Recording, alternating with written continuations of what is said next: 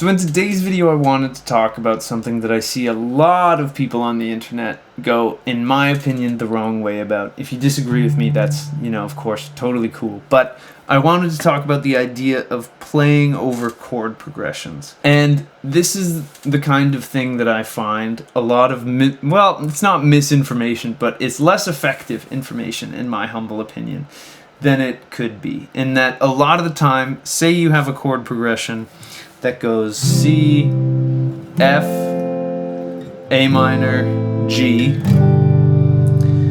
A lot of people will say, look for the common scale, or whatever. So all of these chords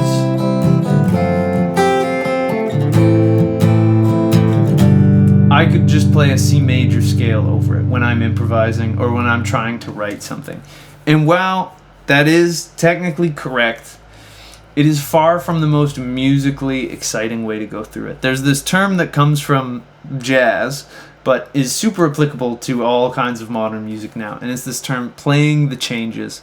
And it's something that I think is so important, and the first time that I actually successfully did it, it blew my mind, and it was almost addicting. Like, I wanted to feel like that again, like I was totally killing it. And so even though I could just play C major over all of these, just as an example, let's say I go,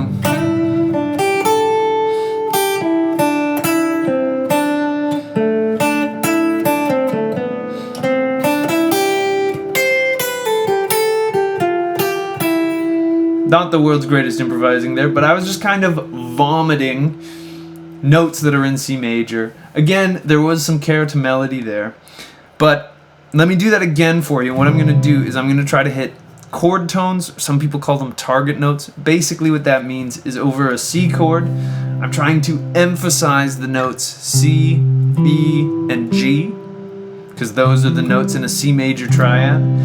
Over F, I'm trying to target the notes F, A, and C, because those are the notes that make up an F triad.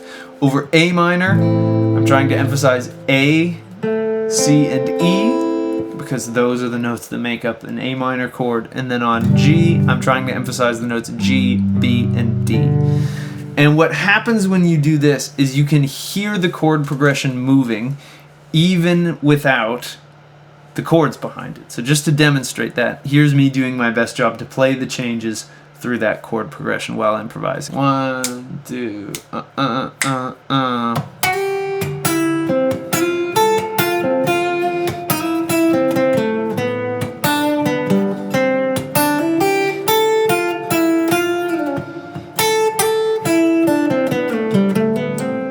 So you can kind of hear, again, at the end, maybe wasn't the clearest thing in the world, especially because this chord progression only stays in that one key. But you could almost hear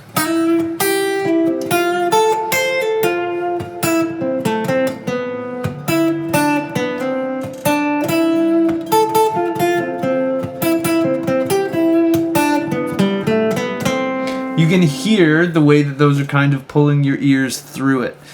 And so a great way to practice this, being able to play over the chord changes, and again, I know it's a lot more mental and physical effort than just saying, well, I could play any note in C major. But the payoff is, it sounds way less meandering and is way more exciting to do. And the good news about it is that once you start getting into it, it gets easier and easier and easier.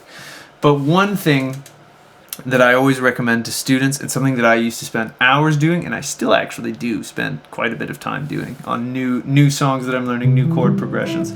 So I call this exercise filling the canvas, where you go through and you play arpeggios and eighth notes. So this chord progression, each chord lasted for a bar. So 1, 2, 3, 4, 1, 2, 3, 4, 1, 2, 3, 4, 1, 2, 3, 4. And what I'm going to do is I'm going to play eighth notes of each of those arpeggios for that full bar. So over C major, I'm going to pick a C major arpeggio on the neck. If you aren't familiar with your major and minor arpeggios, I do have videos on this subject on my channel. Feel free to search them out. But if I were to play a C major arpeggio, I might play this. So 1 and 2 and 3 and 4 and then I'm going to play an F major arpeggio, and I'm going to do the same thing. I'm going to start with this F arpeggio. If you have to slow the video down at this point to follow along what I'm doing, feel free. 1 and 2 and 3 and 4 and now I'm going to play an A minor arpeggio, do the same thing. 2 and 1 and 2 and 3 and 4 and then a G and 2 and 3 and 4 and when you do this at first, do it like how I just did it, where it's totally free of time. We would call that rubato in fancy music speak. But at the end, you should be able to play it somewhat in time, like this. 1, 2, 3, 4.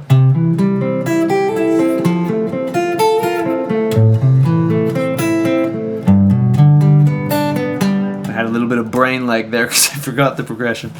But you do that. Then the next step of this would be trying to bleed between the arpeggios once you've established them in that box.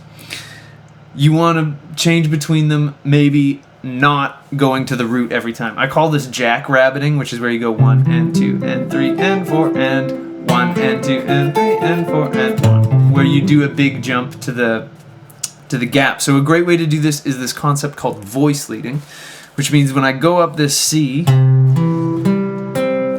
and 4 and the closest note of my F arpeggio is actually going to be this note A here, rather than jumping all the way down to the root. So here I might do something like this: 1 and 2 and 3 and 4 and 1 and 2 and 3 and 4 and closest note in my A major is actually here now. Sorry, I messed that up. Then dun, dun, dun, dun, dun, dun. So you're just looking for different exit points into your arpeggios. And then once you've gotten comfortable doing some of that stuff, you can start kind of trying to piece this stuff together freely at your will. So that might look something like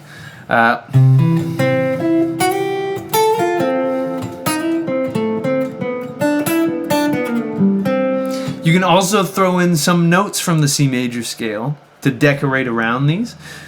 But again, you want to be grabbing some of those juicy notes, and by juicy notes I mean the target notes, or the notes of the arpeggio, because that's what's really going to help it feel like you're telling a story when you do this, rather than just vomiting notes that are in the C major scale. So I hope this video made sense, and I hope you get some ideas of where you can take this and how you can build this into your own practice. If you enjoyed the video, I'd really appreciate it if you could like and subscribe. It truly helps me out more than you could know. If you want to take a guitar lesson with me, there's a link to that down in my description there. I've been working with a bunch of you from YouTube lately, and it's been super fun to work with people all over the world. If you want to support me in the free educational content I put out on this channel, you can subscribe to my Patreon down below. I have 2 tiers, one's $5 a month, one's $10 a month. For the $5 tier, you get exclusive access to videos before they go live here on YouTube. And for the $10 tier, you get a custom video that you get to vote on the subject of every single month, in addition to early access to videos. If you wanted to support me as well, you could purchase my ebook, Scales and Arpeggios for the Modern Guitarist, which is available down in the description as well as my video course on triads. I've got new videos coming out every single week. I hope I'll see you in the next one, and until I do, I'll wish you a wonderful day, and I hope you have some fun playing the guitar.